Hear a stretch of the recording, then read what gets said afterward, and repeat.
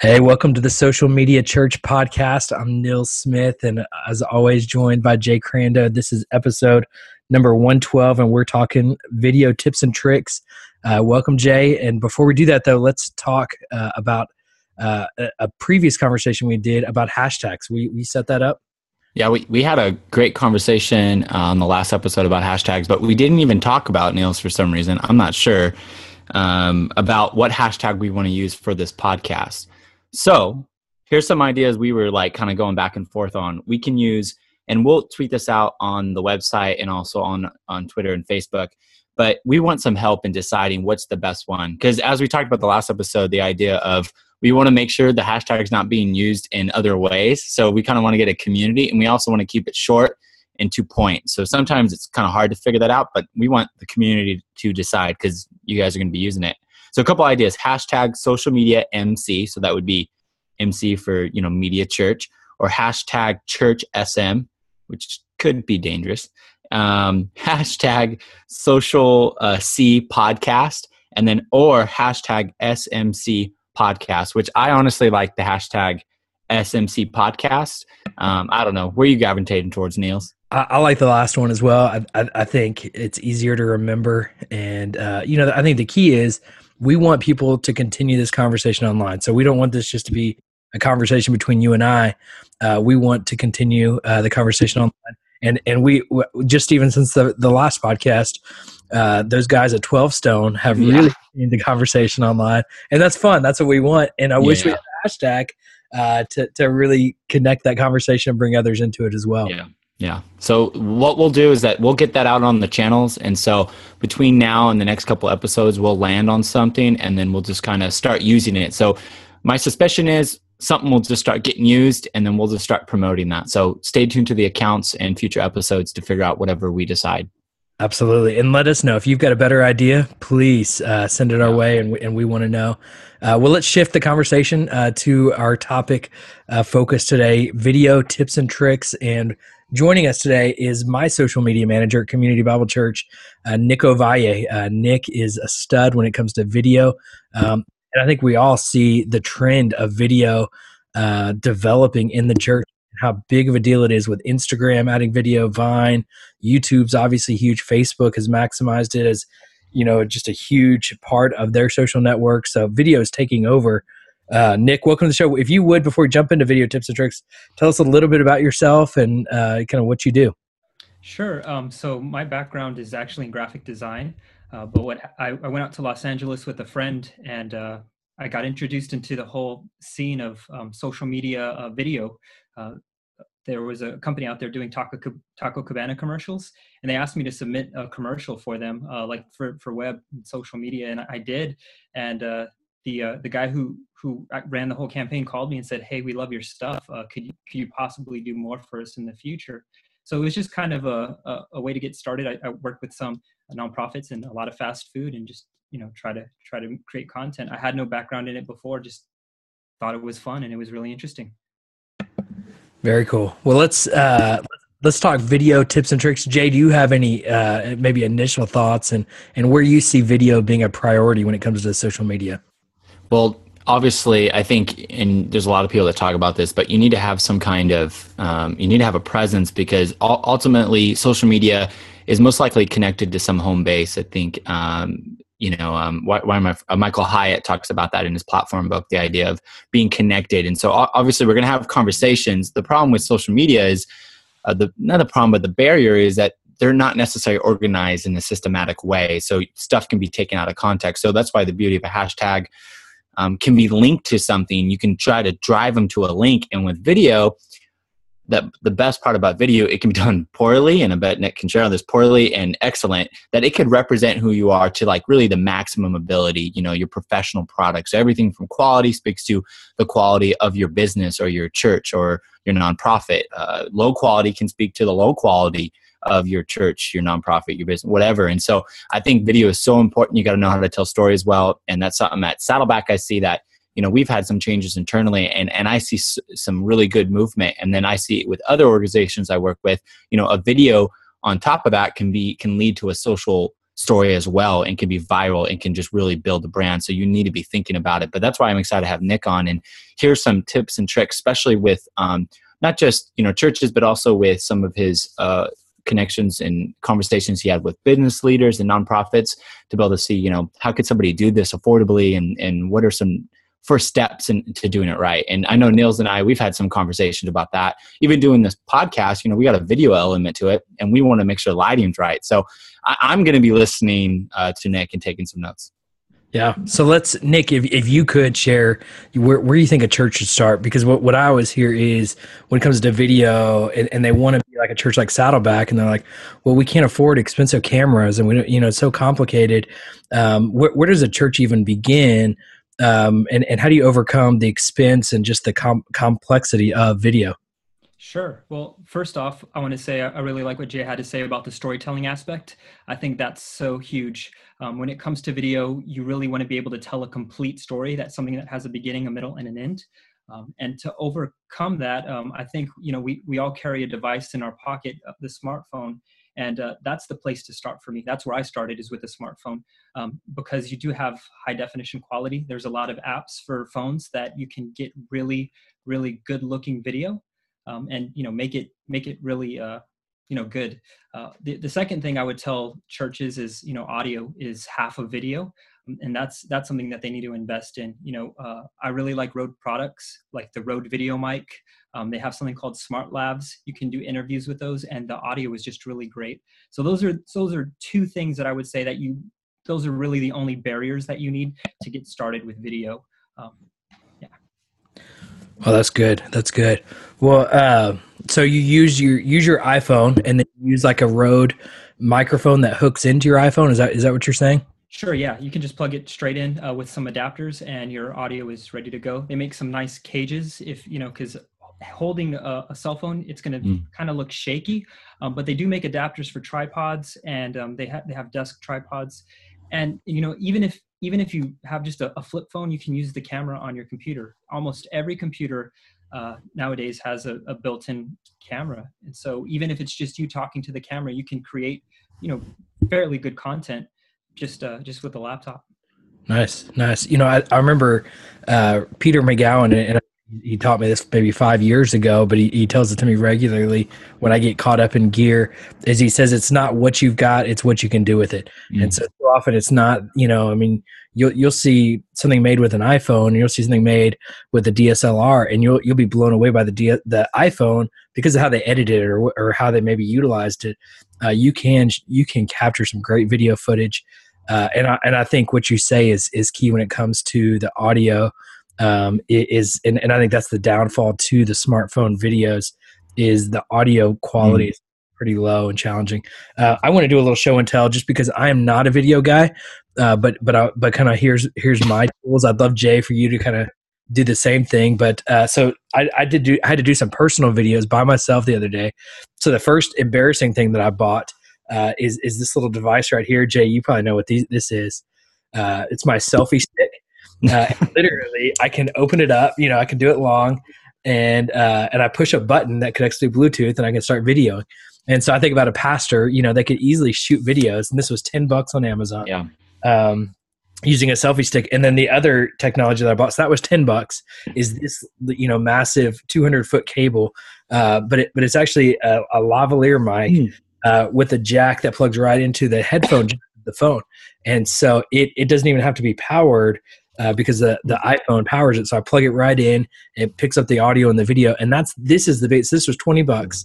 Let me see what the brand is on it. MOVO on Amazon, and it really captures high quality video. And Nick, you've got a visitor there. I see. Yes, my mom. Very good. We'll say hi, Nick's mom. Hello. Hi, Nick's mom. Yeah. So anyways, with the lavalier mic, you can really capture some good audio when it's just you. And so I think, Nick, as you shared about, there's other mics you can connect to the device when you have multiple people.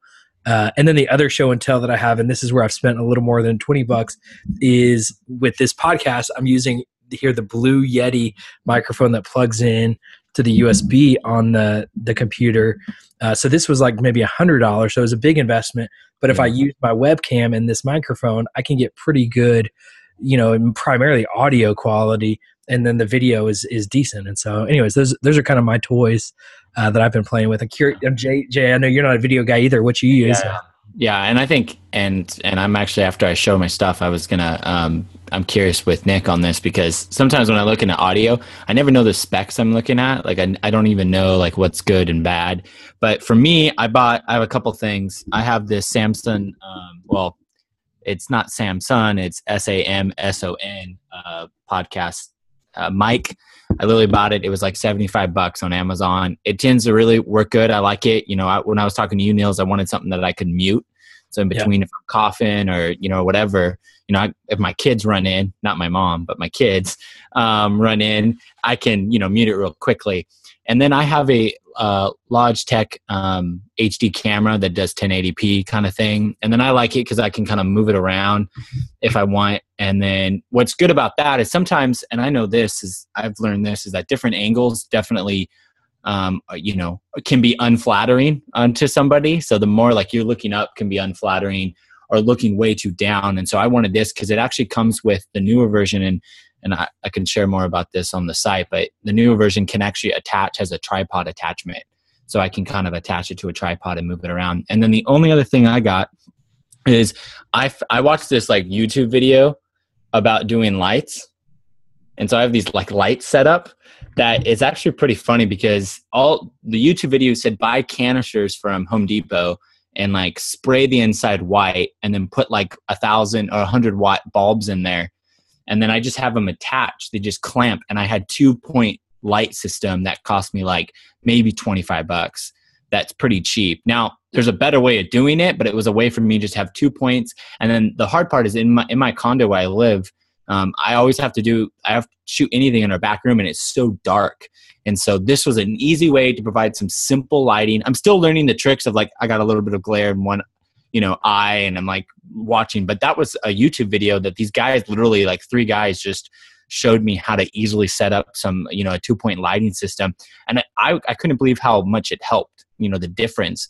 That it helps in just a simple setup, because lighting is so important with that. So Nick, I was curious with you, that's how we're set up, but a couple things, what are some specs that we should be looking at for audio? Because you say it's half of it is audio. What are some things we should look at for details on Amazon and different things like that? And the other thing, how important are lights? Am I overplaying my hand there on that lights are really important, or shouldn't think about that? Sure. Yeah. One thing that I would say, if you're doing podcasting, looking for a podcast specific mic, those are going to be great. I know Blue has some plug-in mics. There's one called the Snowball that's fairly affordable. Rode has one. The one that you have is great quality. What I tend to do is I multi-purpose. Like I use like the Rode video mic. I use that, and I have an adapter to plug into my computer. So even though it sits on my DSLR or it can sit on my iPhone, it can also plug into my computer, which makes it, a little, I'm not spending more money on, specific things. I have one general purpose thing for audio. And then lighting, lighting is really huge. One thing that I like, I would suggest is if you go on Amazon, they have something called the Neewer 160. It's $30 for LED panel lighting. And the reason I like that is because they're battery powered and you can take them anywhere. And so you can have great, fantastic lighting for $30. And, it has temperature shades, so you can have the white, the blue, the red, orange, just to make it fit your environment. So I think, what you're doing is great. Your lighting system looks great. What are like, and I was reading that when I was watching the YouTube video, they were saying like put diffusers on there and the temperature. What does that do exactly to the light? Sure. So what temperature does to the light is it makes it, it's the color spectrum. So if you have like either blues, and blues are going to be in your like 55 or 4,000 Kelvin range. And then the higher you go on your Kelvin range, like to the 6,000, it's going to get more orange. And so it's the way that you fit. Daylight is kind of that bluish color. Got it. Indoor lighting is more that orangish color. So that's so let's make this pretty practical right now. So for people who are listening on the podcast, you can't understand this, but Nails is a good solid red right now. So what would you recommend as a consultant to Niels to help get him a more normal pale for him? So there's two things that you could do. One is you could get like blue gel, and they actually sell them. It's called like CPT, I believe. And you just put the blue gel on top of around the light, and it'll make it blue.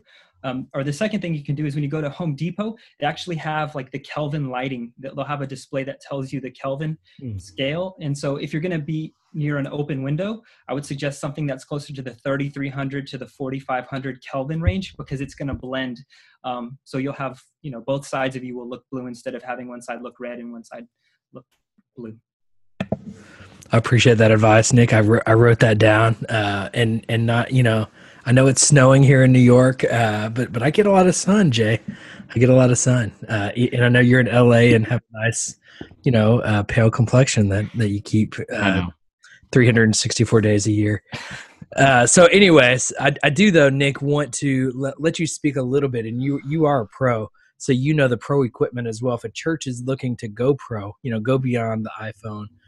What is that next step? Where do you recommend them there go? What are those specs you should look for?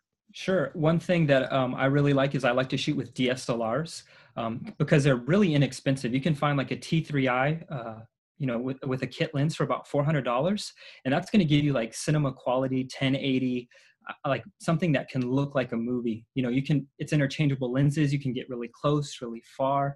It's an investment. $400 is an investment, but the stories that you'll be able to tell with that are just going to look a lot better than the iPhone. And then if you really want to go into some huge production, Canon makes some great things. They have something called the Cinema Series, the C100, 300, and 500 are great. Sony also makes something called an A7S, and these are just like powerhouses when it comes to video. They, when you look at like the Marvel movies like Captain America or Avengers, you can get a close cinematic look with these kind of cameras. And I hear red is like the term, like the geeky term. I don't know, I've seen one time. What's the big hype around the red cameras? They're really expensive. Just the brain itself, no lenses, no other attachments, is close to $20,000, for a medium range red camera. But they shoot in something called RAW. And just like you can take a picture and you can adjust, the color, the light, all that stuff, the camera actually shoots RAW video. So they're these huge file sizes, but you can go back, and if you have a bad shot, you can make it look amazing in post-production. So that's why a lot of people tend to lean towards the red. It's just way too expensive. I don't know any churches that are shooting on red. Very good. Well, and Nick, I appreciate your expertise in the video area, and we'll follow up in the show notes with places that people can contact you online. But let's shift the conversation a little bit to our trending topic of the day, and we're talking about Scrum. And Scrum is a book, and Jay, you just posted a blog about it. If you could maybe set that up and what your blog post was about. We've been stirring around CBC about it all week. Yeah. So, Scrum, to my knowledge, I'm aware of it because we use a form of Scrum at Saddleback in our development department.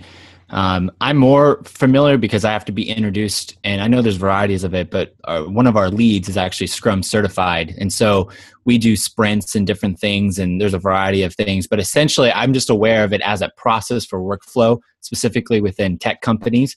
And I started hearing news about this book. Actually, Nick and I started talking about it on Instagram about it, and I was going to pick it up, heard about it, and then a friend of mine who's actually another guy on our team is actually becoming Scrum certified. He's almost Scrum certified. And he sent me randomly these videos from Spotify. So I'm a Spotify user, love it. I no longer use iTunes. I don't really like buying music. That was never a thing to me. But I'm not a big music guy, but I love to listen. And so Spotify was a good in-between for me that I can kind of rent it and use, and I can move on. And I got these videos describe kind of a word picture of their culture internally at Spotify. So obviously a thriving company, 50 million, paying customers or something like that. And to see that they're using a form of Scrum, now they've had it evolved and they're just honest about their culture. It was just these 2-part videos, and I'll post them in the show notes as well, but you can find them on my website. But they're just 2 videos describing the culture. And so it's a popular book. I think it's Jeff Sutherland, right, Nick? Is that his name? Yeah. And so it's just an interesting idea of how they do workflow and how they prioritize stuff. So what would you like to add to that, Nick, on that topic? Because I know you're familiar with it. Sure. Scrum, it's the almost opposite workflow of what has been happening since, the 50s, 60s, 70s, and 80s. They used to have something called a waterfall method. And the waterfall method is you try and pack everything into, your software or whatever process that you're doing. And the problem with that is things change in real time. And sometimes these softwares, they have 3-year ship dates, meaning that whatever date that it started 3 years later, it's going to ship. And, the market changes very, very fast in technology. So what Scrum decided to do is say, hey, what can we do in sprints? Like, what can we get done in a week? That's something that we can test. And if you think about it in those kind of terms, what is something that we can actually tangibly do as a team within 1 to 2 weeks? That makes a lot more sense. We can build on that rather than let's, have a document that's going to live for 3 years. And, by the time we release it, the market doesn't want it anymore. Yeah, I love that idea of releasing, tangible results, often as soon as possible, kind of to show that things are happening and almost like having sure that we're working on something. And so it was interesting, check out the videos on my site to see how Spotify does it, and check out the Jeff Sutherland book, co-creator of Scrum. It's a really great book. I think it's good for anything, not just for developers, just to see their workflow, because you can transfer that to if you're a social media manager, if you're a church leader or business, you can introduce that as well. Is there any closing thoughts on that, Nick and Niels, you want before we end? None for me. I just watched saw the blog post and watched the videos 2 or 3 times already, and really fascinating, the concept. And so I'm eager to read the book and learn more. I would just encourage leaders, if they're a thought leader, if they're working in a church, to really think differently. Just because we live in such an interconnected era right now that they can make amazing things. They can do amazing things with such a short time and a small budget. So pick up that book and really, challenge yourself with it.